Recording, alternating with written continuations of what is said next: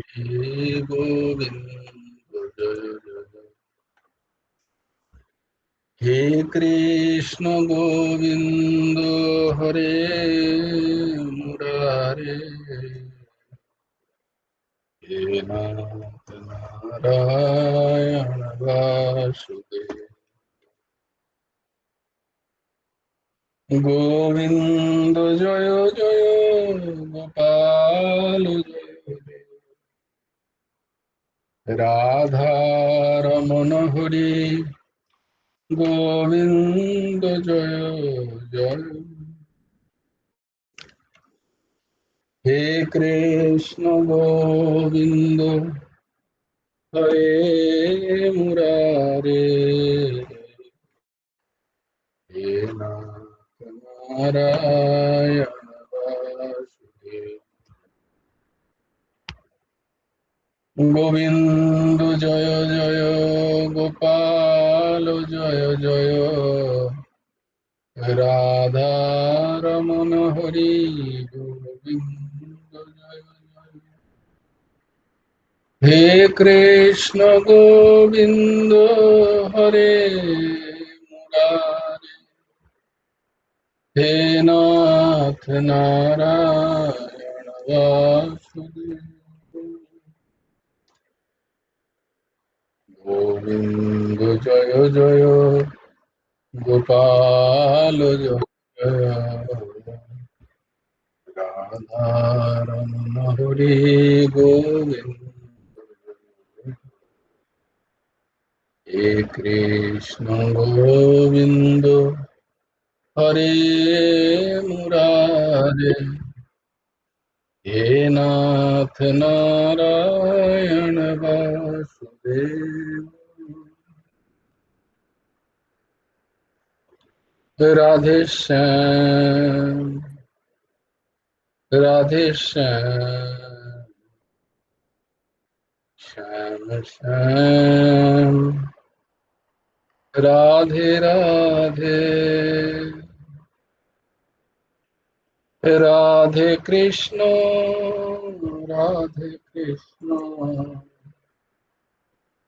कृष्ण कृष्ण राधे राधे। राधे श्याम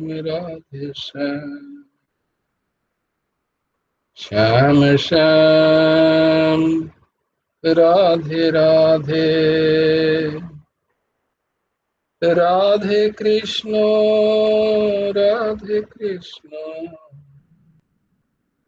कृष्ण कृष्ण राधे राधे।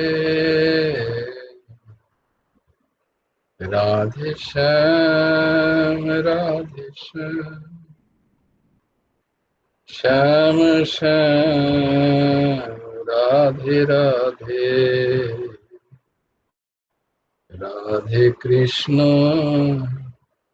राधे कृष्ण कृष्ण कृष्ण राधे राधे।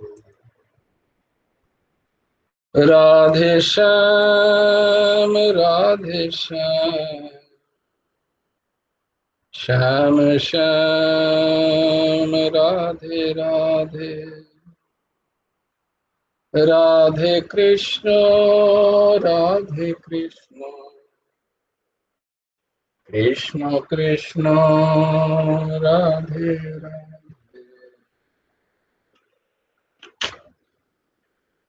ओम सच्चिदानंद रूपाय गुरवे बुद्धिसाक्षिणे श्री हेमंताय वरिष्ठाय नमो अक्लिष्टकर्मणे। अखण्डमण्डलाकारं व्याप्तं येन चराचरं तत्पदं दर्शितं येन तस्मै श्रीगुरवे नमः। कृष्णाय वासुदेवाय हरये परमात्मने प्रणतक्लेशनाशाय गोविन्दाय नमो नमः।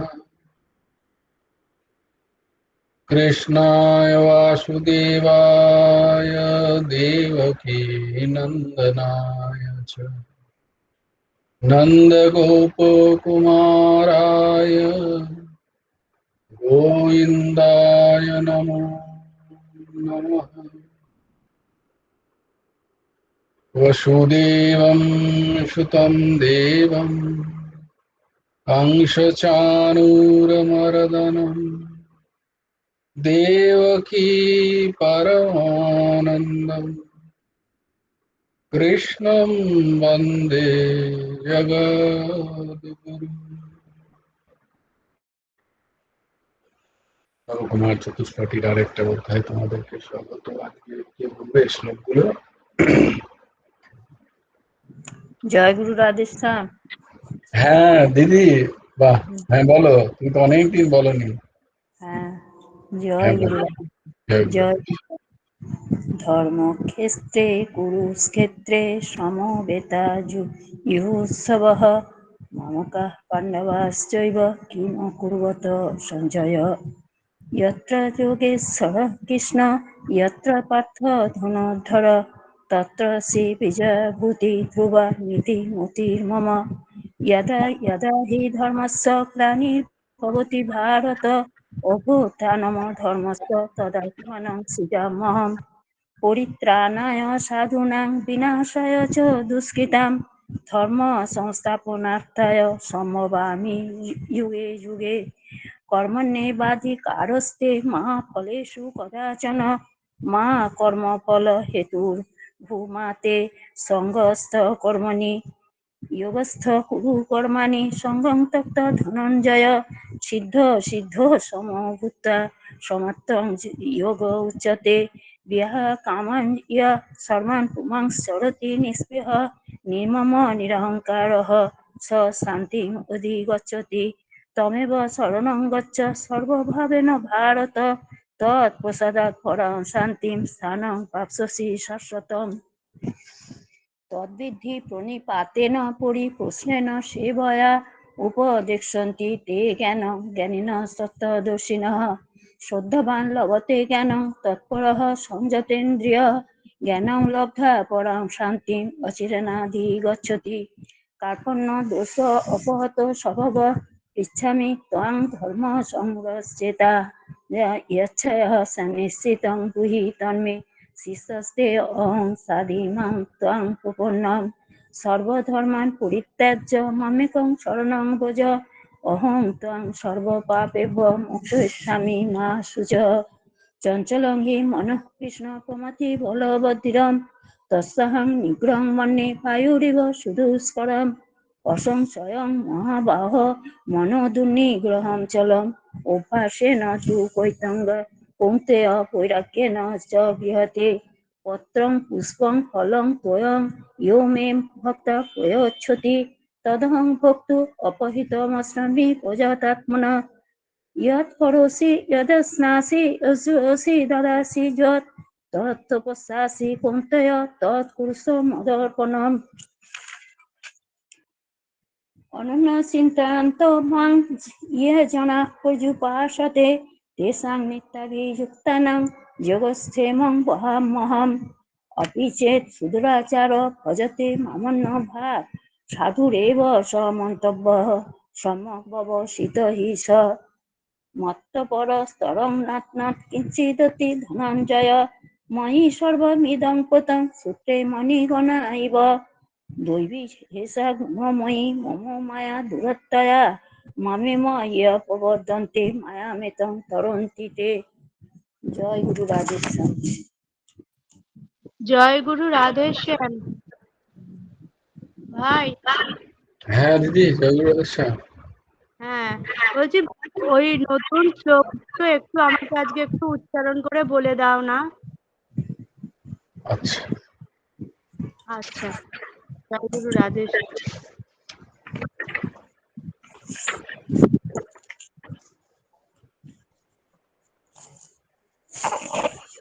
নতুন শ্লোক যে দুটো আমরা করবো সেটা হচ্ছে শ্রীমন ভগবদ গীতার দ্বাদশ অধ্যায়ের ত্রয়োদশ এবং চতুর্দশ শ্লোক। অদ্বেষ্টা অদ্বেষ্টা সর্বভূতানাং मैत्रः करुण एव च मैत्रः करुण एव च निर्ममो निरहङ्कारः निर्ममो निरहङ्कारः समदुःख समदुःख समदुःख सुख शमी समदुःख সুখ শমী। এটা এই যে শমীটা মানে তালবস্য দন্তস্য না, এটা এটা খ। তো খয়ের উচ্চারণ তো খমি হয় না, সংস্কৃততে উচ্চারণটা হয় শমী শমী।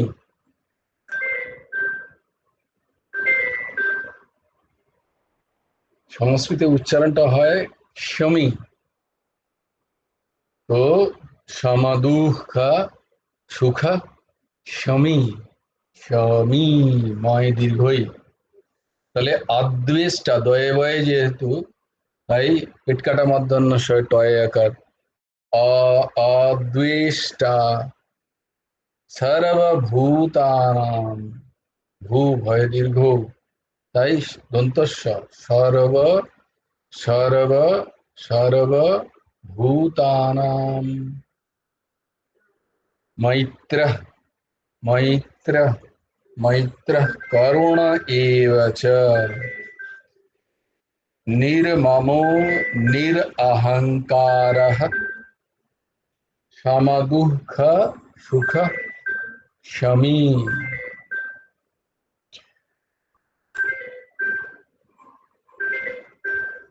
আর তারপরে 14 নম্বর শ্লোক হলো সন্তুষ্টঃ সন্তুষ্টঃ সততম যোগী সন্তুষ্টঃ সততম যোগী यतात्मा दृढ़ निश्चयः यतात्मा दृढ़ निश्चयः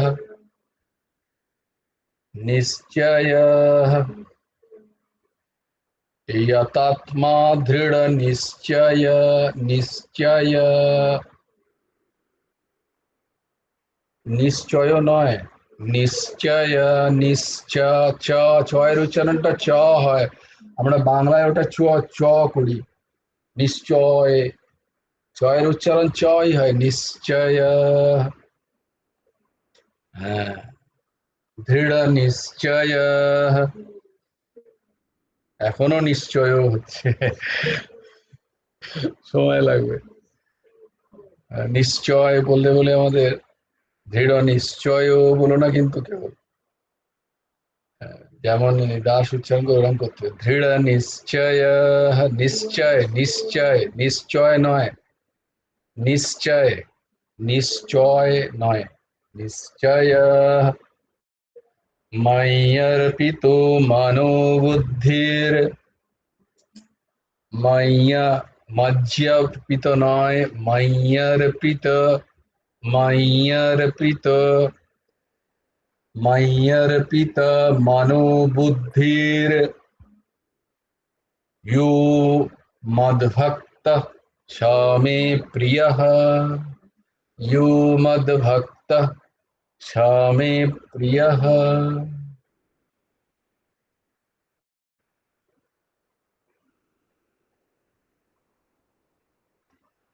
ঠিক আছে দিদি? তাহলে অদ্বেষ্টা সর্বভূতানাং मैत्रः करुण एव च निर्ममो निरहंकारः समदुःख सुख शमी सन्तुष्टः सततं योगी यतात्मा दृढ़ निश्चयः मय्यर्पितो मनो बुद्धिर यो मद्भक्तः स मे प्रियः स मे प्रियः। হ্যাঁ ঠিক আছে। আমি বলে দেখো, আমি বলে বলেছিলাম যে আমি এটা বলে গ্রুপে দিয়ে দেব যথারীতি। স্বভাব তো কখনো যাবে না।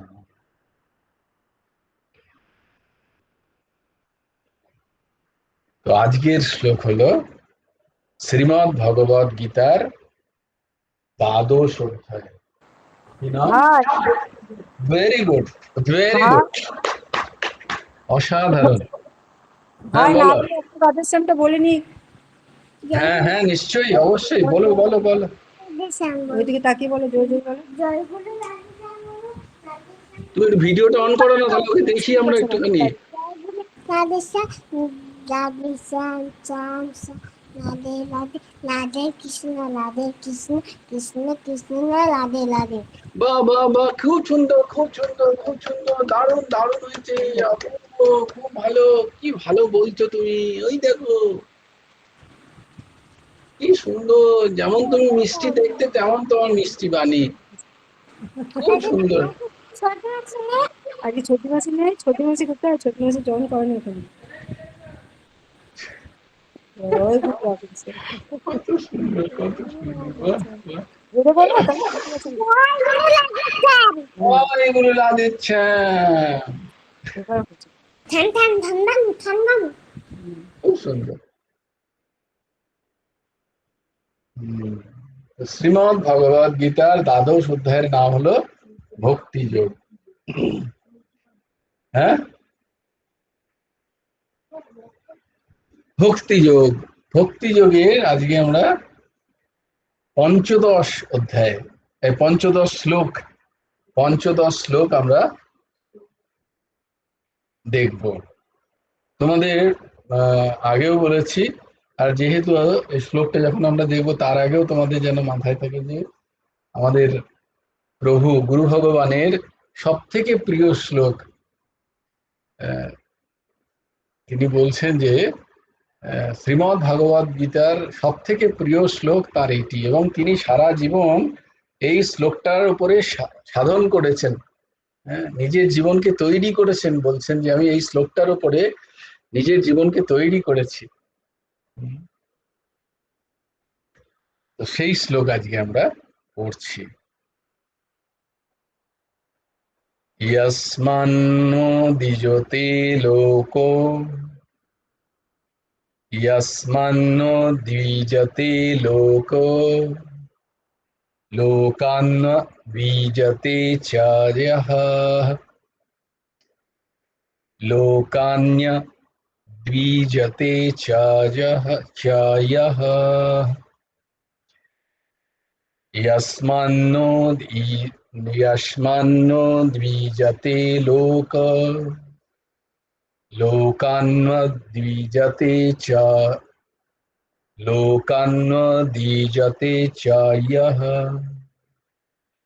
हर्षामर्षो भयोद्वेगैर्मुक्तो, हर्षामहर्षो भयोद्वेगैर्मुक्तो, यः स च मे प्रियः, यः स च मे प्रियः, यस्मान्नो दीयते लोको, लोकान्नो दीयते च यः, हर्षामर्षो भयोद्वेगैर्मुक्तो, यः स च मे प्रियः।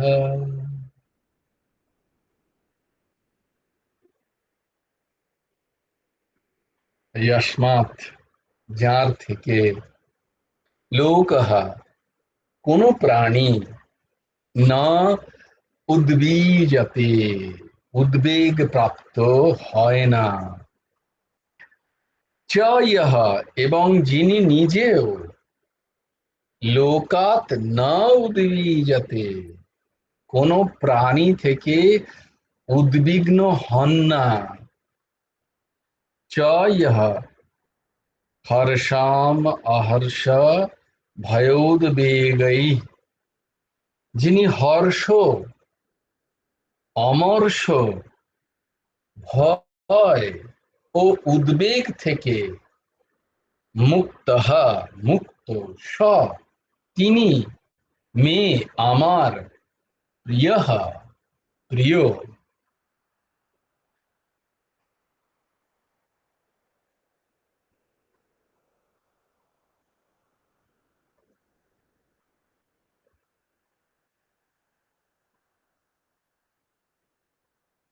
ভক্তি যোগের দেখবে সব কটা শ্লোকে, এই 13 থেকে শুরু করে 20 পর্যন্ত সব শ্লোকেই ভগবান কিন্তু শেষের দিকে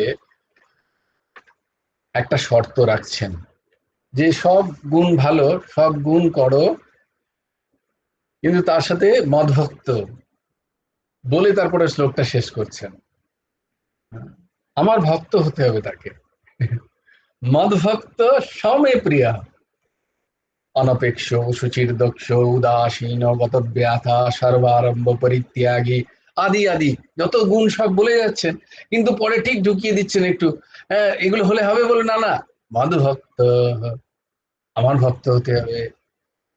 সব জায়গায় দেখো ওই 13-14 শ্লোকেও আছে।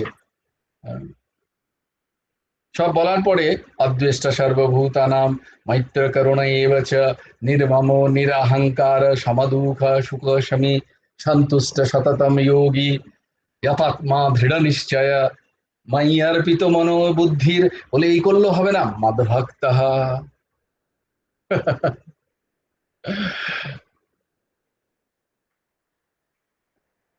কিন্তু এই শ্লোকটাতে ভগবান মদভক্তের কথা উচ্চারণ করেননি।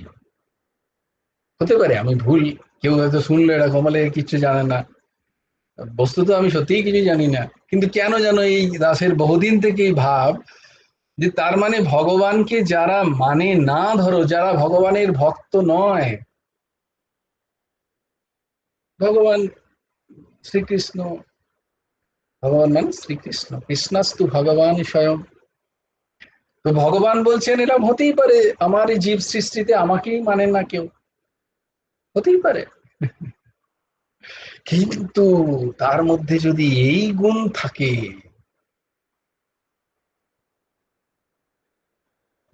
তার মধ্যে এখানে যে গুণগুলোর কথা ভগবান লিখেছেন, বলছে এই গুণ যদি কোনো জীবের মধ্যে থাকে, সে যদি আমার ভক্ত নাও হয়, এটা এটা এই দাসের ভাব কিন্তু সম্পূর্ণ এই দায়িত্ব নিয়ে দাস বলছে, অন্য কোথাও বলতে যেন তোমরা কিছুই জানে না কোত্থেকে এলো এরকম বলতেই পারে, কিন্তু তোমরা কিন্তু তাই তর্ক করো না, এই দাসের ভাব দাস বলছে। কেউ যদি ভগবানকে নাও মানে, ভগবানের পূজা আর করার দরকার নেই, অর্চনা করার প্রয়োজন নেই,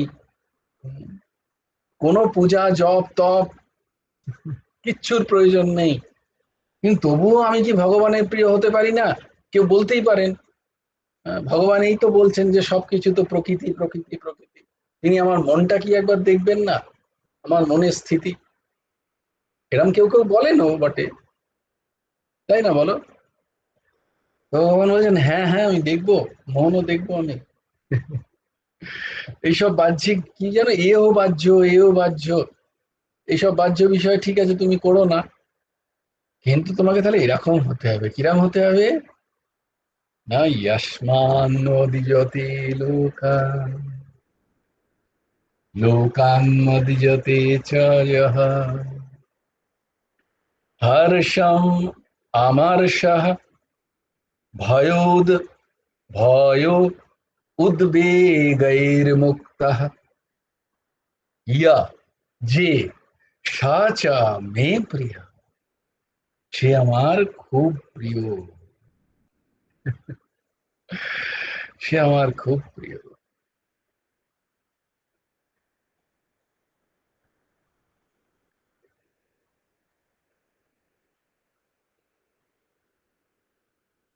এই নিয়ে একটা গল্প আছে। একবার একজন ভগবানের একাদশী ব্রত করেছে, পারায়ণ ব্রত, খুব নিষ্ঠার সাথে একাদশী ব্রত পালন করেছে, পুরো বছর সে একাদশী ব্রত পালন করে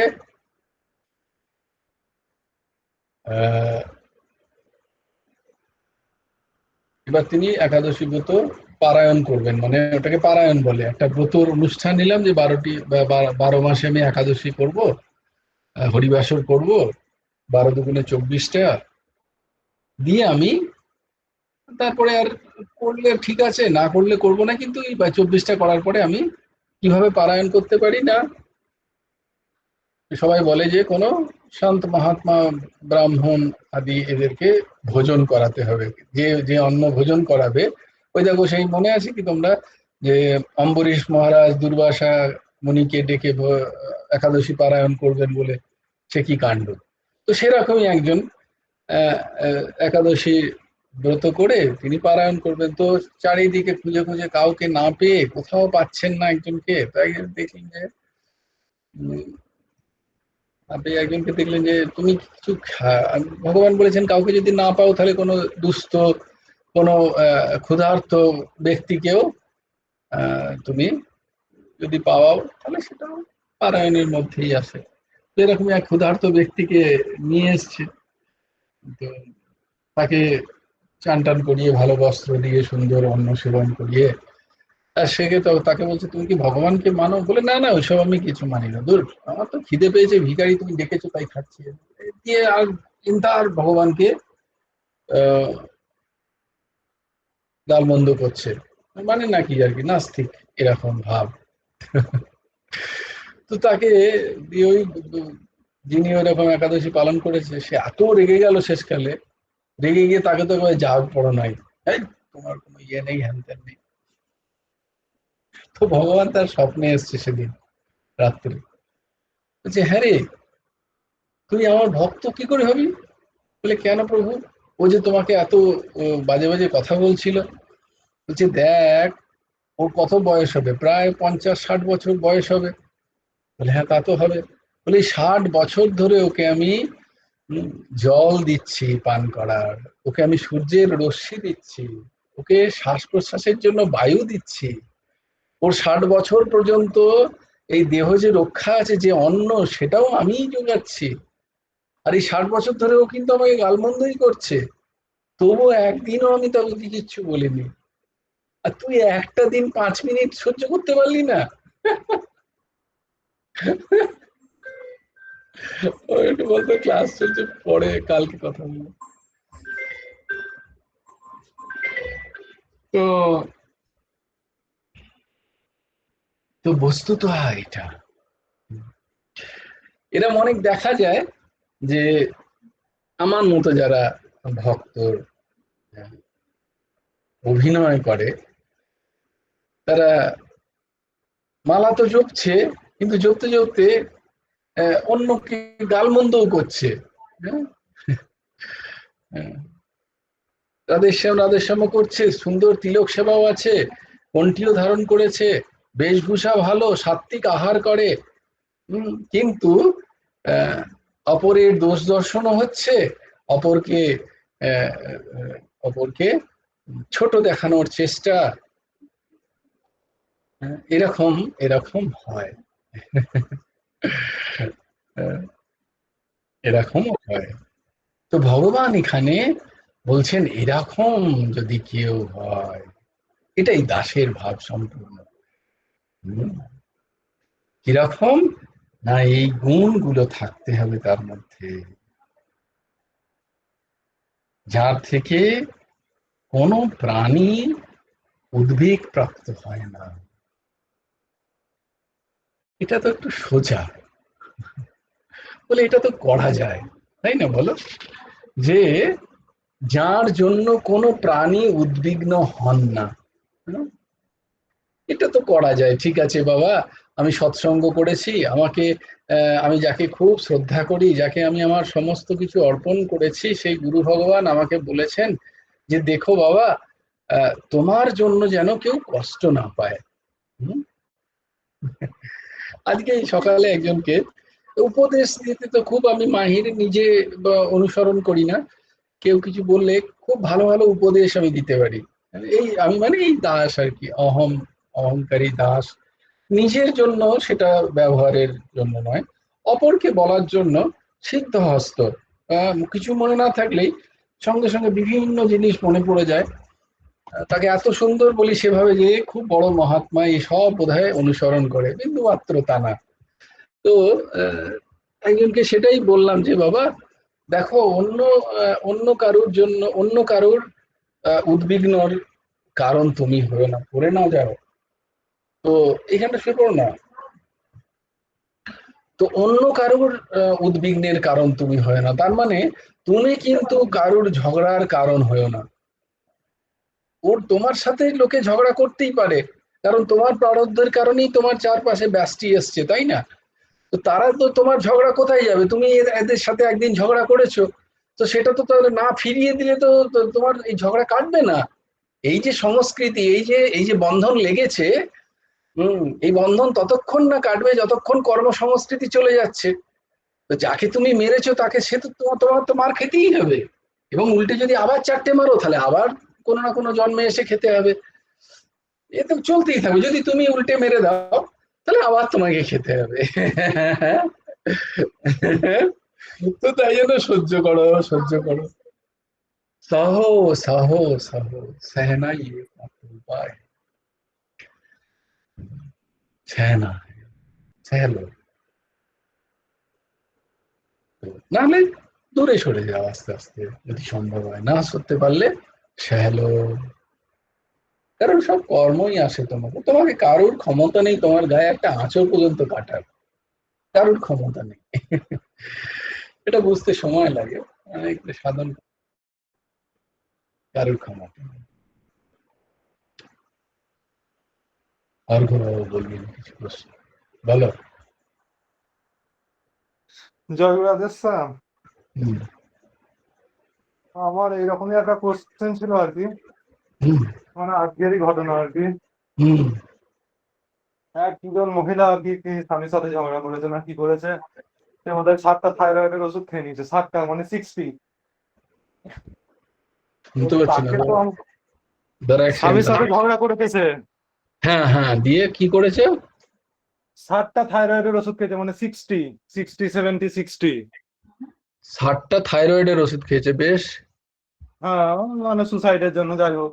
আচ্ছা, তো তাকে তো আমাকে আচ্ছাটি করে দিতেই হবে, কি করে দিতে হবে? মানে বকাবকি তো করতেই হবে আমাকে তাকে। না, তার আগে কি নাহলে একটা শব্দের ব্যবহার করলি? আচ্ছাটি করে, মানে আচ্ছাটি করে, আচ্ছা আচ্ছা। আমি আচ্ছাটি ভাবছি বোধহয় কোনো মেডিকেল টার্মস আর কি। তো বলে আচ্ছাটি তাকে করে দিতে হবে, অনেক বলে এই কি এরকম হয় না, এইটা করে দিতে হবে, ওটা করে দিতে হবে। আমি ভাবলাম যে এই ডাক্তারবাবুদের একটা সমস্যা আছে। ওরা ওরা তো ওই ভাষাতেই কথা বলে সব সময়, বেশিরভাগ সময়। তো সাধারণ আমার মতো সাধারণ মানুষ অজ্ঞ, কিছুই জানে না। তখনও বললে হয়তো কোনো একটা ডক্টরের টার্মসই বলে দিল, এবার বুঝতে উঠতে পারলাম না কি বললো। তাহলে আচ্ছাটিটাকে আমি ভাবছিলাম বোধহয় অন্য কিছু করে দিতে হবে। হ্যাঁ, মানে দিয়ে আচ্ছাটি তাকে তো করে দিয়েছো? তাকে তো বকাবকি ঝগড়া তো করতেই হবে, না হলে তো সে আবার আসবে, মানে সে এরকম তো। তুই মেরেছিস নাকি ওকে? না, মারি নাই আমি। হ্যাঁ, তারপরে তাহলে কি হলো? বকা ঝগড়া এসব তো করতেই হবে ধরো, হুম মানে কি করে হবে? হুম নাহলে তো হুম হুম। সে তো আবার আসবে, আজকে 50টা খেয়েছে, কালকে 100টা খেয়ে আসবে। হ্যাঁ হ্যাঁ, ঠিক তো, ঠিকই তো। তা কি করবো বলো? এইগুলোর জন্য তো তাকে তো রাগ ইয়ে তো সব দেখাতেই হবে, না হলে তো হবে না। না, একদম ঠিক বলে, রাগ তো দেখাতেই হবে। নাহলে তো ওই কষ্ট পাবে, হুম যদিও হুম পাচ্ছে যদি। হুম হুম হুম হুম। তাহলে খুব ইম্পর্টেন্ট কোশ্চেন একটা।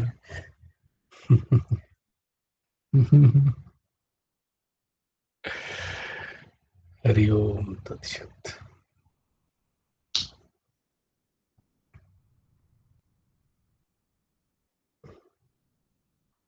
ঠিক আছে, এর উত্তর ওই বিভু স্যারের মতো শেষ করে দিই, হয়তো উত্তরটা পেয়ে গেলে।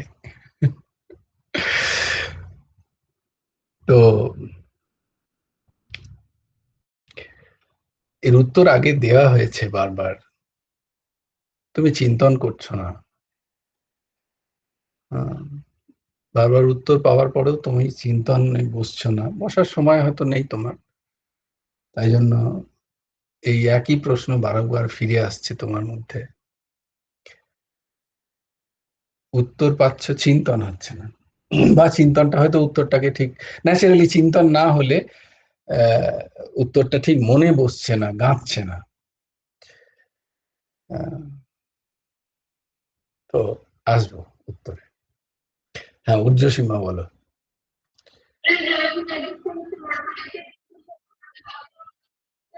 হ্যাঁ, নিশ্চয়ই, বলো বলো।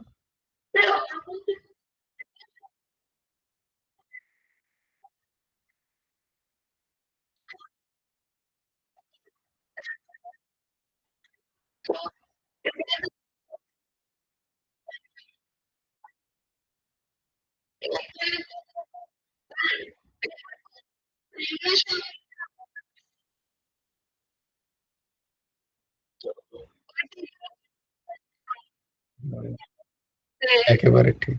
এটাই এটাই বলে, এটা আগেও তোকে বলেছি যে আহ, এটা তো কর্তব্য, তোমার এটা কর্তব্য। তার তার সুস্থতার কারণে তোমাকে কর্তব্য, তুমি বলবে কারোর সুস্থতার কারণে কোনো বাচ্চা যদি তুমি কিছুদিন পরে পেডিট্রিশিয়ান হও, তো কোনো বাচ্চাকে ন্যাচারালি সে ইনজেকশন দেখলেই সে উদ্বিগ্ন হয়ে যাবে, তুমি বলে না আমাকে তো বলেছেন গুরু ভগবান কাউকে উদ্বিগ্ন করলে চলবে না, তাহলে আমি তাকে ইনজেকশন দেবো না। কিন্তু পোলিও হয়ে তার অবস্থা খারাপ হয়ে যাবে। বা যে সমস্ত ইনজেকশন গুলো তোমরা ইমিউনিটির জন্য দাও বাচ্চাদের, তো বলে উদ্বিগ্নের জন্য দেব না। এটা তো উদ্দেশ্য নয়। হ্যাঁ, তুমি কাউকে উদ্বিগ্ন করে যদি তার উপকারে লাগো, হ্যাঁ, তাহলে তো সেই উদ্বিগ্নটা পজিটিভ উদ্বিগ্ন, সেটা উদ্বিগ্ন নয়। এটাকে জয়দীপ, বুঝতে হবে। হুম। আর একটা বিশেষ করে মানে আমাদের এখানে আসছে, বিশেষ করে মেয়েদের আর কি, যারা এই টিনেজার্স, হুম। তাদের একটা অ্যাটেনশন সিকিং বিহেভিয়ার থাকে আর কি, হুম। মানে যেটাকে হুম। মেডিকেল টার্মে সিডি বলে আর কি। আজকে হুম। এসেছিল 5-6 দিন আগে, সে ধানের বীজ খেয়েছে, আজকে আবার সে মুখ খুলতে পারছে না, এ করতে পারছে না, ঘাড় ঘোরাতে পারছে না, এসব নাটক করছে, বোঝাই যাচ্ছে আর কি। হুম। হুম। ঠিক আছে, এবার সে বারবার তার ঘরের লোক এসে ডিস্টার্ব করছে। এবার 3জন ডাক্তার আছি আমরা, এবার 3জনের মধ্যে তো ওই 400টা পেশেন্টকে ছেড়ে দিয়ে তো একজনের পেছনে বসে থাকা তো সম্ভব হুম। নয়। তো হুম। সিনিয়র দাদাকে বললাম, সে কথা বলছে না, কিছু করছে না, মানে উদ্ব্যস্ত করে যাচ্ছে খালি, মানে তার ঘরের লোককে উদ্ব্যস্ত করছে, তাকে যারা নিয়ে এসছে পাড়া প্রতিবেশী, নার্স ডাক্তার সবাইকে সে উদ্ব্যস্ত করছে, মানে এমন তার আচরণ করছে। তো দাদাটা আচ্ছাটি করে চাপ্পড় তাকে দিয়েছে। এবার হুম। অনেক হুম। মানে তারপরে থেকে সে আপনার নর্মাল হয়ে গেল ওইসব বলার পর আর কি। হুম। হুম। তো এটা কি ঠিক না ভুল, মানে না, একেবারে মানে ঠিক। যেটা ঠিক সেটা তো ঠিকই, যে মানে যেটা এটা কখনোই ভুল কি করে হবে? তুমি তো তার উপকারের জন্য করছো। যেমন ধরো, অপরাধীকে শাস্তি দেবে, এটাই তো তার ঠিক। হ্যাঁ? হ্যাঁ, এবার ধরো তার উপর যে মারা হলো, সে তার ওইটার মারাটাই জন্য, মারাটাই তোমার কাছে ট্রিটমেন্ট। হ্যাঁ তুমি তো ওইসব রোগীর জন্য মারাটাই ট্রিটমেন্ট, তার জন্য নয়। তুমি তো ক্রাইম করছো না, এটা ক্রাইম বলা যাবে না। তুমি কি কোনো বিদ্বেষ ভাব নিয়ে মারছো তাকে? তা তো নয়। তুমি তো তাকে না, যে সে যেন ঠিক হয়, সে যেন অপরকে ডিস্টার্ব না করে। ধরো কোনো কোনো অ্যান্টি সোশ্যাল, সে অপরকে ডিস্টার্ব করে, মানে গোটা সমাজের জন্য সে যদি ভুল হয়, তাদের যদি উদ্ব্যস্ত করে, তাহলে পুলিশের কাজ কি? তাকে তো পেটিয়ে পেটানোই, তাকে তো জেলে পোড়াই, এটাই তো কাজ। বৃহত্তর স্বার্থে যে মানুষটা নিজে পাপ করছে এবং তার পাপস্খলনের জন্য তুমি যদি দণ্ডবিধানের কর্তা হও, অধিকারী হও, এখানে তুমি ডাক্তার, তুমি অধিকারী, তাকে যেভাবে হোক ঠিক করে তাকে সুস্থ করার তুমি অধিকারী। তোমাকে কেউ প্রশ্ন করলে তুমি বলতে পারবে এটাই ওর ট্রিটমেন্ট। এটা আমি গিয়ে মারলে কিন্তু লোকে আমাকে বলবে, আমি যদি বাইরে থেকে গিয়ে তাকে চর্চাপদ দিই, তাহলে কিন্তু বলবে তোমাকে কি অধিকার দিয়েছে। কিন্তু সেখানে তুমি যদি ডক্টর হয়ে তুমি দুটো চর্চাপদ দাও, তোমার সেটা অধিকার আছে। তেমনি ভাবেই আমি যদি কোনো আইন হাতে নিয়ে নিই, কেউ হয়তো অন্যায় করছে, আমি আটকাতে পারি, কিন্তু আমি তাকে সেইভাবে মারতে পারি না। কেউ বলতেই পারে তোমাকে মারার অধিকার কে দিয়েছে। হ্যাঁ, আমি তাকে পুলিশ ডাকতে পারি, এই জন্য আমার অধিকার হচ্ছে পুলিশ ডেকে পুলিশের হাতে তাকে ধরিয়ে দেওয়া। তাদের ওই অধিকার আছে, হ্যাঁ, তাকে মারার, পেটার এবং তাকে হাতকড়ি পরানোর, জেলে পোড়ার, এইসবের অধিকার পুলিশের, আমার নয়। তাই জন্য বলে আইন হাতে নিও না সাধারণ মানুষ। এর মানে কি, যে যার যেটা অধিকার আছে সেই অধিকার তাকে তাকে কি বলে, সেই সেই দেশের আইন তাকে দিচ্ছে। তোমার একটা অধিকার আছে, সেই আইন তোমাকে সেই অধিকারটা দিচ্ছে। সেই অধিকার অনুযায়ী তুমি কারোর উপকারের জন্য যদি যে কর্ম করছো, সেই কর্ম সেটা ওই যে বারবার বললাম, তার জন্য সে যদি উদ্বিগ্ন হয়েও যদি তার উপকার হয়, তার পরিবারের উপকার হয়, তাহলে সেই উদ্বিগ্ন তো ভালো। এটার সাথে এর কোনো সম্পর্ক নেই যে উদ্বিগ্নর কথা এখানে বলা হচ্ছে। এই উদ্বিগ্নটার কথা কোথায় বলা হচ্ছে না, সাধারণভাবে একটা সাধারণের স্থিতিতে নিয়ে এসো নিজেকে, যে সাধারণভাবে আমরা আমাদের নিজেদের ইন্দ্রিয় ভোগের ইচ্ছায়, ভালো করে শ্রবণ করো, তোমার ইন্দ্রিয় ভোগের ইচ্ছায় যদি তুমি কাউকে কষ্ট দাও, কাউকে উদ্বিগ্ন করো, তখন হবে সেটা অপরকে উদ্বিগ্ন করা। আমার নিজের স্বার্থ মানে যে স্বার্থের কথা আমি বলি ওই স্বার্থ নয়, নিম্ন স্বার্থ মানে ইন্দ্রিয়র স্বার্থ, আমার দেহের স্বার্থে, আমার দেহের ইন্দ্রিয় ভোগ প্রবণতার স্বার্থে যদি আমি কাউকে যদি আমি ভাবনায় ফেলে দিই, কষ্টে যদি ফেলি, তাকে যদি উদ্বিগ্ন মানে ওইটাই, উদ্বিগ্ন মানে তাকে আমার জন্য যদি চিন্তা করতে হয়, আমার থেকে সে যদি ভয় পায়, এটাই উদ্বিগ্নতার কারণ। কিন্তু সেখানেই ধরো একটা অ্যান্টি সোশ্যাল, আমার যদি কোনো পুলিশ অফিসারকে ভয় পায়, ইট ইজ এ গুড সমাজের জন্য। এটা যাদের পুলিশকে যদি কোনো অ্যান্টি সোশ্যাল ভয় পায়, তাহলে তো গোটা সমাজের জন্য সেটা ভালো। সেটাই হওয়া উচিত। কোনো কোনো কোনো কোনো কি বলবো, সেই রকম ছাত্র কি সে উদ্দণ্ড করছে, ধরো ক্লাসের বাকি ছাত্রীদের পড়াশোনা করতে দিচ্ছে না, তখন সেরকম একজন শিক্ষকই তো প্রয়োজন যে তাকে শাসন করবে, যাকে দেখলেই সে ভয় পাবে। এই উদ্বিগ্ন ওই উদ্বিগ্নের সাথে সমান নয়। হ্যাঁ, এইটার কথা। অথচ এমন হয় যে ধরো আমার কোনো কারণ নেই, কিন্তু আমি সবাইকে ডিস্টার্ব করি, ওই যারা ধরো আমার কারণে সাধারণ মানুষ, ভালো মানুষ, তারাও হয়তো উদ্বিগ্ন হয়ে যাচ্ছে আমাকে দেখে, আমার ব্যবহারে, আমার আচরণে, আমার জীবনচরিতে। এইটাকে উদ্বিগ্ন কথা বলা হচ্ছে। আর দেখো, তারা এই প্রশ্নটার আগেও ছিল যে তুমি তোমার কর্মক্ষেত্রে কর্মের জন্য যেটা প্রয়োজন সেটা তো তোমায় করতেই হবে, তুমি তো তার ভালোর জন্য করছো, এর সাথে তো তোমার নিজের ভালোর কোনো প্রশ্ন নেই, যাতে সে ভালো হয়। আর তারপরে অনেক কিছু রেস্টুরেন্ট থাকে, তুমি হয়তো কিছু কিছু মনে হবে যে আমার এটা না করলেও পারতাম, কিন্তু সেটা সম্ভব হয় না সব সময়, কারণ তোমার কিছু লিমিটেশন, তোমার কিছু লিমিটেশনের বাংলা কি জানি, তোমার কিছু লিমিটেশনস আছে, তোমার কিছু লজিস্টিক্স এর প্রবলেম থাকে, হ্যাঁ, অনেক প্রবলেম থাকে, সেখানে কিছু কিছু জিনিস তো নিতেই হয়, যা ঠিক অন্য সময় না নিলেও হতো হয়তো, কিন্তু কিছু করার নেই, তখন নিতে হয় তোমাকে। তো এগুলো ভগবান তো আমাদের থেকে নিশ্চয়ই অনেক বেশি তিনি বুদ্ধিমান, তিনি বোঝেন যে কোন মানুষটা স্বার্থের কারণে নিচ্ছে, তিনি মোটিভটা নিশ্চয়ই দেখবেন, তাই না? তোমার মনের স্থিতিটা তিনি নিশ্চয়ই দেখেন, তুমি তোমার উদ্দেশ্য কি, মোটিভটা কি, তাকে চড় মারার মোটিভ কি ছিল তোমার? তার চোয়াল আটকে গেছে, সেই চোয়াল ঠিক করতে চড় মারলে, না এমনি ভালো লাগলো মেরে দিলে? এটা মোটিভটা ঠাকুর বুঝবেন, কারণ তিনি অন্তর্যামী। তোমার কোনো চিন্তা নেই। তো এখানে বলছে যে যার জন্য কোনো প্রাণী উদ্বিগ্ন হন না। এটা তো ধরো এটা আমি চেষ্টা করতে পারি, আমি এই সাধন আমি করতে পারি, তাই না বলো?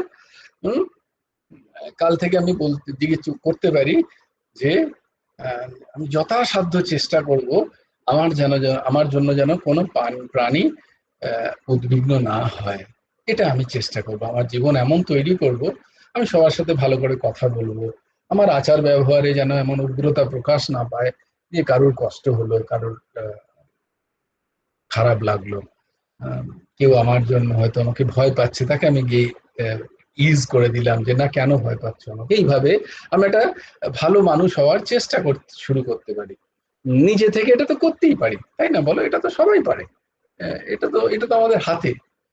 এটা আমরা পারি, তাই না? ওই উই ক্যান ডু ইট। তো এটা তো আমরা পারি, এটা আমাদের হাতে। কিন্তু পরের কথাটা কি করে হবে, পরেরটা কি করে পারবো, এটা তো ভীষণ কঠিন। হ্যাঁ, ভগবানকে বলছেন যিনি ভগবান, এ তো তুমি আরো কঠিন ফেলে দিলে, তাহলে তো তোমার প্রিয় হওয়া যাবে না। না, কি বলছেন, না যিনি নিজেও কোনো প্রাণী থেকে উদ্বিগ্ন হন না। আমি কাউকে উদ্বিগ্ন করব না, এটা আমি একটা করতেই পারি। আমি কাল থেকে একদম সেই ইয়ের মতো হয়ে যাব, যেন ভেজা বেড়াল বলে অনেকে আর কি। তো হয়ে গেলাম আমি, আমার জন্য কেউ উদ্বিগ্ন হচ্ছে না। কিন্তু আমি কারোর কোনো প্রাণী থেকে উদ্বিগ্ন হব না, এটা তো খুব কঠিন। কেউ এসে দমাদ্দম পিটিয়ে দিয়ে চলে গেল, আমি তাকে তো দেখলেই ভয় খাবো। পরের দিন আমি হঠাৎ একটা সাপ যদি দেখি, ভয় খেয়ে গেলাম। আরশোলা দেখলাম, ভয় খেয়ে গেলাম। তুমি বলছো আমি উদ্বিগ্ন হব না, এটা কি করে সম্ভব?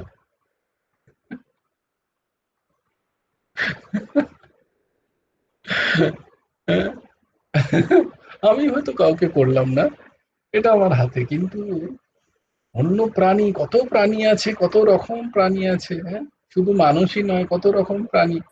আর বলছো ওদের দেখলেও তুমি কিন্তু উদ্বিগ্ন হওয়া যাবে না, ভয় খেলে হবে না। তোমার কিন্তু শোক, ভয় এসব এলে চলবে না মনের মধ্যে। যিনি নিজেও কোনো প্রাণী থেকে উদ্বিগ্ন হন না, অতি অতি কঠিন।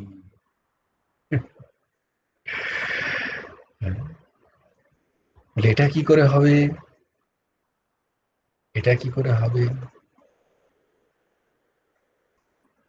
এটা হওয়ার জন্য বলছে একটুখানি নাম করতে হবে, একটু জপ করতে হবে, খুব খুব একটুখানি তো করতে হবে, একটু সৎসঙ্গ করতে হবে, একটু বেদান্তের চর্চা চাই, একটু কর্মবিজ্ঞানের চর্চা হতে হবে, জানতে হবে এবং বিশ্বাস করতে হবে যে আমার কর্মই আমাকে সুখ দেয়। কি, ওই কথাটা শুধু কথার কথা নয়।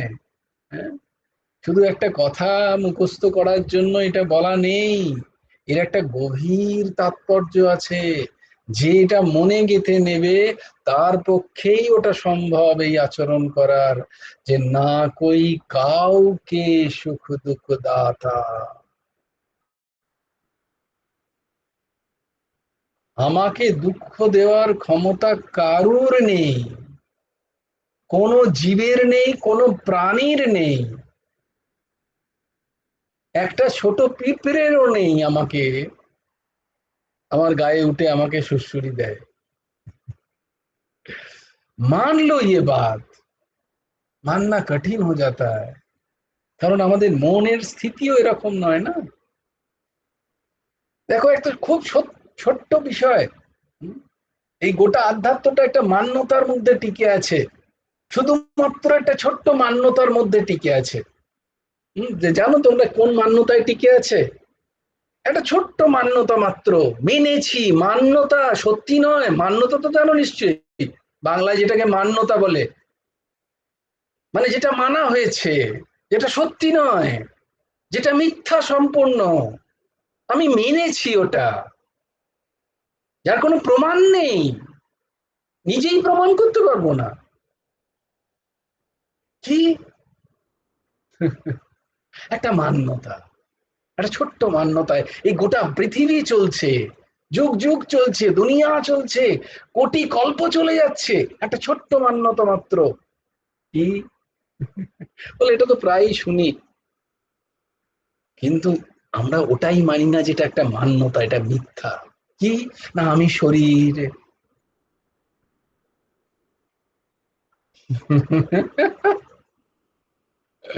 একটা মান্যতা, আমি শরীর।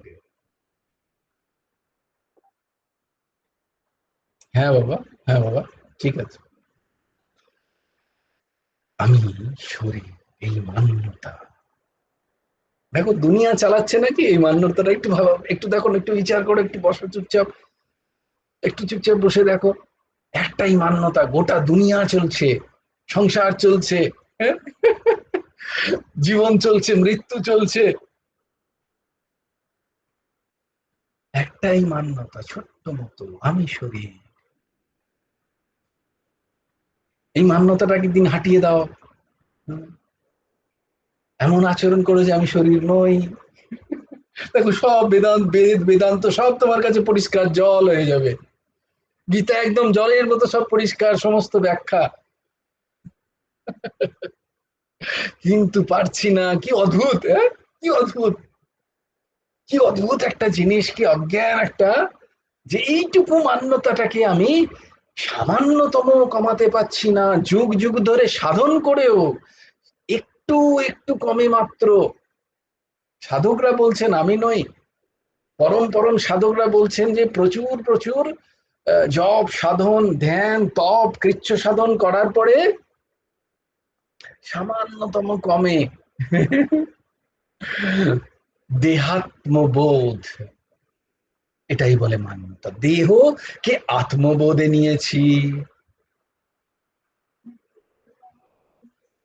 দেহকে ভেবে নিয়েছি আত্মা। আত্মা তো আমি ভেবে নিয়েছি দেহটা আমি। দেহাত্ম মানে আত্মা আমি, ভেবে নিয়েছি দেহ, এটাকে বলে দেহাত্মবোধ, দেহাত্মবোধ বাংলায় বলে। এইটাই একটা মান্যতা।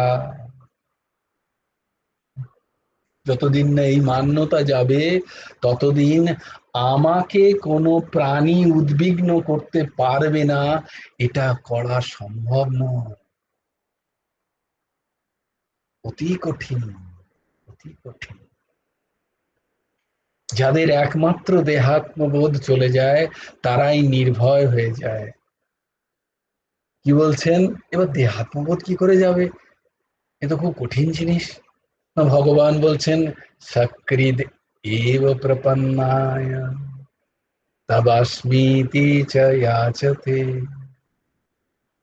अभयं सर्वभूतेभ्यो ददाम्ये तत् ব্রতম মম।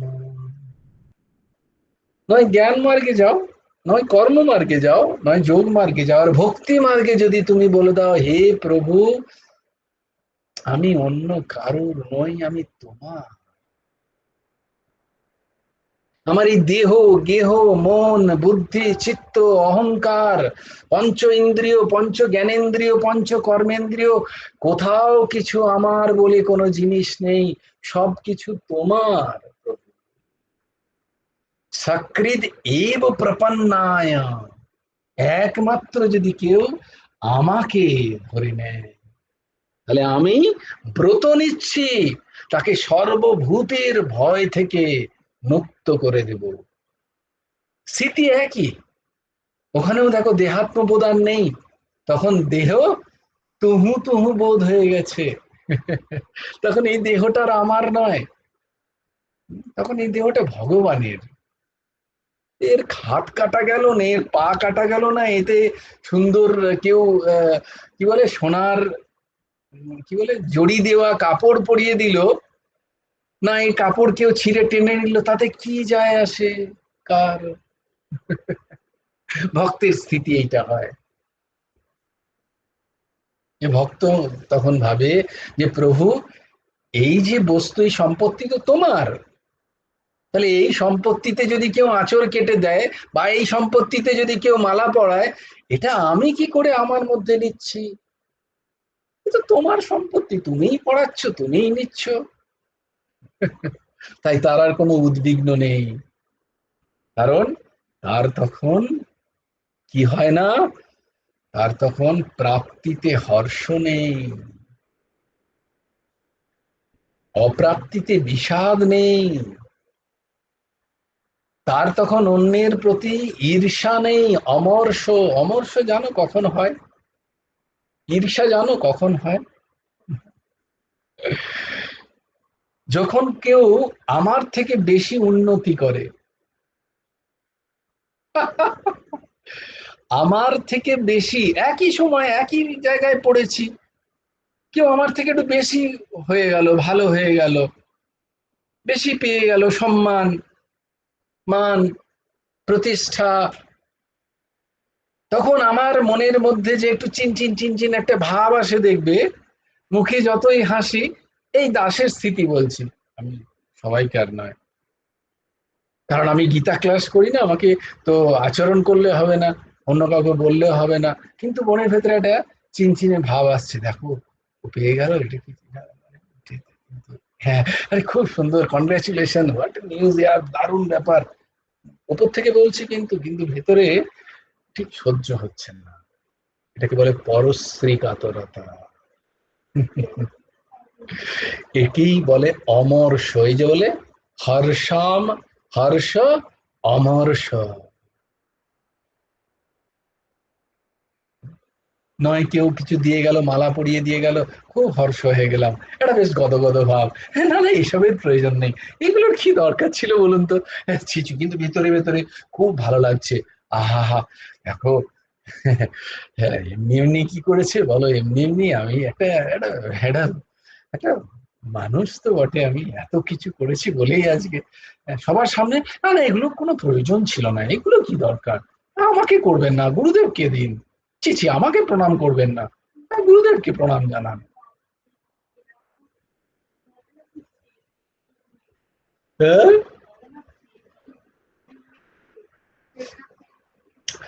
ইট ডিপেন্ডস, সেটার একটা রাস্তা আছে। এখানে কলাপিকা বলছে যে এরম আচরণও তো হতে পারে, fake it till make it, এটার একটা রাস্তা আছে, সেটাও ভক্তি মার্গেরই রাস্তা, সেটা আবার জ্ঞান মার্গের তো রাস্তাই নয়, সম্পূর্ণ ত্যায্য।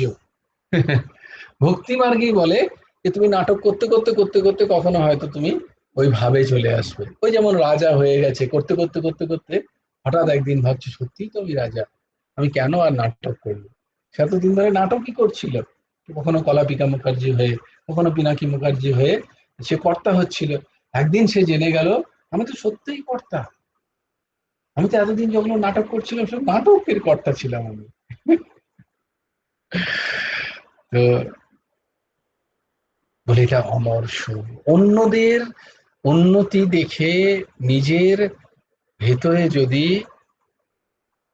কারো উন্নতিকে সহ্য করতে না পারাকে বলা হয় অমর্ষ।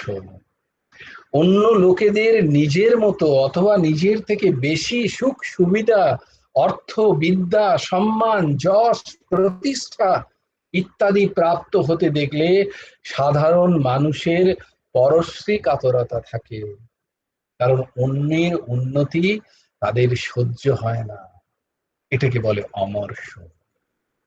তাহলে এক হর্ষ, দ্বিতীয় অমর্ষ,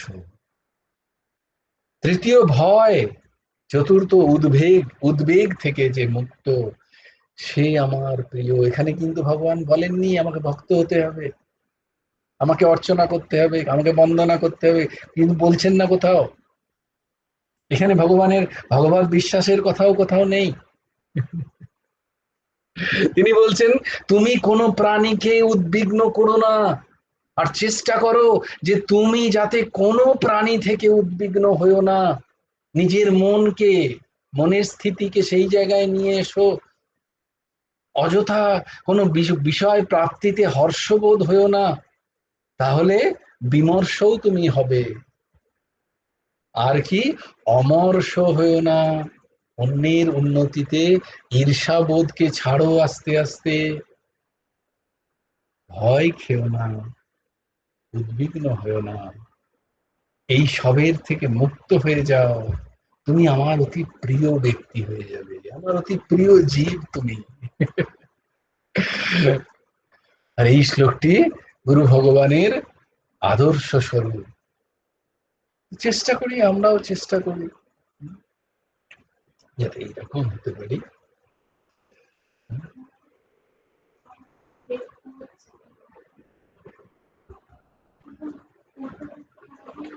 হয় না তো বাবা, না, আমরা এইটাই বোধ থাকে না যে আমি ফেক করছি, ফেক করার পরে তারপর মনে হয় যে না, আমি এটাই, আমার এটাই আচরণ বলে, ইট ইজ মাই ফেক, এটা বোধই হয় না। আমি ভাবি যখন আমি পেতে থাকি, ওই ফেকের জন্য যদি আমি কোনো প্রতিষ্ঠা পাই, আমার ভুল আচরণের জন্য আমি মান প্রতিষ্ঠা পাচ্ছি, কিন্তু তখন এবার আমার কি হয়, মায়া এত বলবান যে আমি সত্যিই যেটা মিথ্যা ছিলাম তখন আর আমার মানতে ইচ্ছা করে না, এত মায়া বলবান।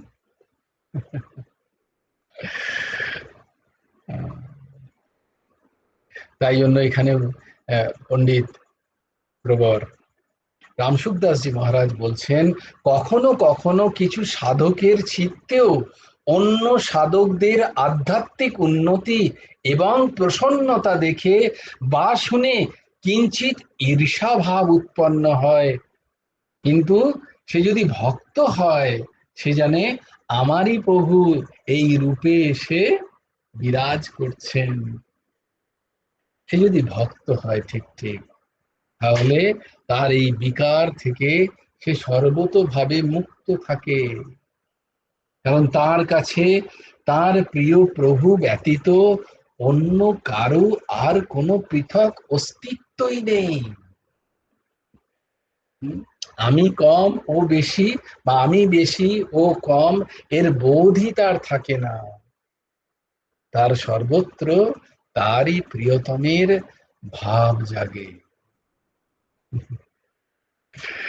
কোথাও দ্বন্দ্বাত্মিক ভাব আর তার চিত্তে থাকে না, তাই তার আর অমর্ষও হয় না। ভক্ত সর্বত্র এবং সর্বভূতে তার পরম প্রিয় প্রভুকে দেখে থাকেন, তাই তার দৃষ্টিতে মন বাক্য শরীর দ্বারা কৃত সমস্ত কর্মই একমাত্র ভগবানের প্রসন্নতার জন্য হয়।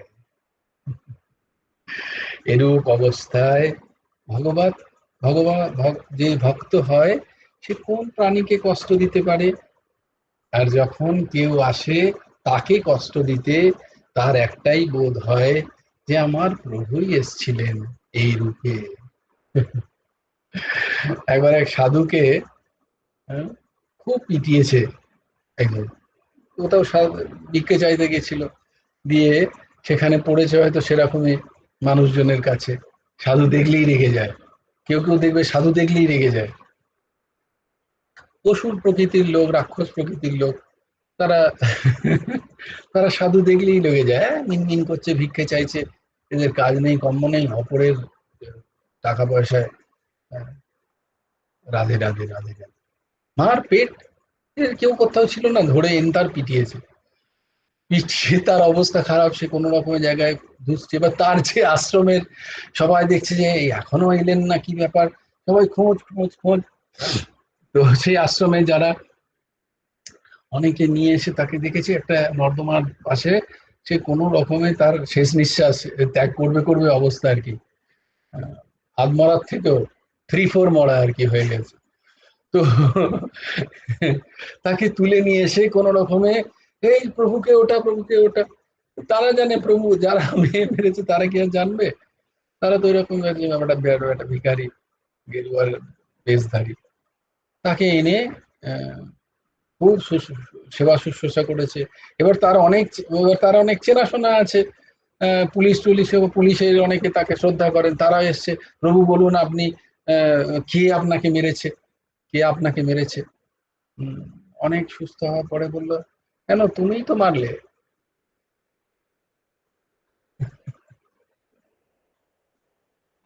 না আমি আপনাকে? বলে হ্যাঁ, কালকে তো তুমিই মারলে আমাকে, 5-6 জন এসেছিলে, তোমরাই তো মারলে। যে কি বলছেন, তাহলে নিয়ে এলো কে? হ্যাঁ তোমরাই নিয়ে এলে, তোমরাই তুলে নিয়ে এলে, আবার তোমরাই জল দিলে, তোমরাই কত সেবা করলে আমার। বলে আমি দেখেছি তো, সবাইকে দেখেছি যারা মারছিল, তোমরাই তো ছিলে। এখনো বোঝাতে পারলাম না সেই সাধকের স্থিতি। এক্স্যাক্টলি, তার কাছে তার দ্বৈত ভাব চলে গেছে, তিনি সব জায়গায় তার ইষ্টকেই দেখছেন। ওই যে আমাকে মারার ক্ষমতা কারুর নেই যদি ইষ্ট না চান।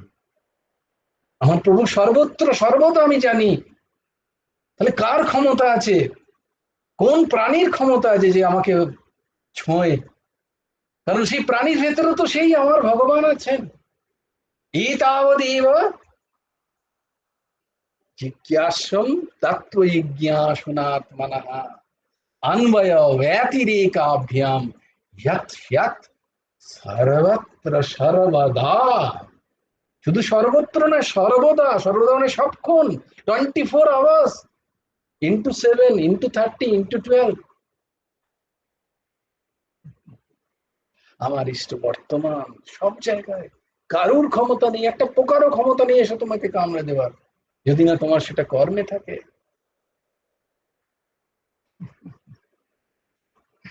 এই মান্যতা কত কঠিন, তাই না বলো? তবে এটাতে চ্যালেঞ্জ করতে নেই যতক্ষণ না স্থিতি আসে। খুব সাবধান, তাহলে ওই রামকৃষ্ণের মাহুত আর হাতির মতো হবে। এই কথাই শুনিয়েছিলেন, যে চ্যালেঞ্জ করতে গেছে যে যদি ভগবান সবার মধ্যে থাকে তাহলে এই হ্যাপা হাতিটার মধ্যেও আছে। রাস্তার মাঝখানে দাঁড়িয়েছে, হ্যাপা হাতি আসছে দৌড়ে দৌড়ে। উপর থেকে মাহুত বলছে সরে যাও সরে যাও, হাতিটা খেপে গেছে, আমি কন্ট্রোল করতে পারছি না, সরে যাও, আমি একে আটকাতে পারছি না, সরে যাও। যারে হাতির মধ্যে তো ভগবান সর্বত্র সর্বদা। চ্যালেঞ্জ, হাতি এসছে, ধাঁই করে মেরেছে, এক সুর দিয়ে শুঁড়ে তুলে, হাতি শুঁড়ে তুলে ফেলেছে, আর যাচ্ছে তাই অবস্থা। পুরো ব্যান্ডেজ ফ্যান্ডেজ নিয়ে এসছে বাবা পিনাকির কাছে রাত্রিবেলা। তো বলছে বাবা তুমি তো গীতা জ্ঞানে এইসব বললে, তো বলে আমি তো বলেছিলাম ঠিকই, তো তোকে কেউ বারণ করেনি? বলে কে বারণ করবে, কেন হাতির ওপরে মাহুত বসছিল, ও বারণ করেনি তোকে? বললো হ্যাঁ বারণ তো করেছিল। হ্যাঁ, তো বলে তোর মধ্যেও তো ভগবান ছিল। যেমন হাতির মধ্যে ভগবান তুই দেখতে পেলি, তেমনি মাহুতের মধ্যেও তো ভগবান। তাহলে এক ভগবান তো বলছে তোকে সরে যা, তুই সেটা না শুনে তুই চ্যালেঞ্জ করতে গেলি কেন? तो अपना बुद्धि ज्यादा ना लगाना चाहिए। जब तक स्थिति ना आए চ্যালেঞ্জ করে করা যাবে না কিছু। এর জন্য সাধন চাই, এর জন্য তপ চাই, এর জন্য কৃচ্ছ সাধন চাই, ইন্দ্রিয় সংযম চাই। তবে গিয়ে ওই মান্যতার বোধ আসে যে কারুর ক্ষমতা নেই আমাকে ছুঁয়েও দেখে পর্যন্ত, কারুর ক্ষমতা নেই। স্থিতি স্থিতি। তবে হ্যাঁ, অবশ্যই গুরু ভগবান বলে, কারণ আমাদের যেহেতু সেই স্থিতি নেই তাই কখনো চ্যালেঞ্জও করার কোনো প্রয়োজন নেই। তাই যতক্ষণ না ওই স্থিতি এলে তখন বোধ হয় না, মানে নিজের বোধ হয় না, এটা বারবার শুনে রাখো। তখন যিনি এই স্থিতিতে আসেন তার কিন্তু বোধহীন হন তিনি, তার কাছে সাপকে সাপ দেখায় না তখন। হ্যাঁ, সাপ বোধই নেই তার, মিরাজির যেমন বোধই নেই যে সাপ। বিষের পেয়ালা বোধই নেই যে এটা বিষের পেয়ালা, বলছে লোকে, বলছে তবুও না না কোথায়। সিংহ বোধই নেই যে সিংহ, ভাবছে সাক্ষাৎ নরসিংহ এসছেন।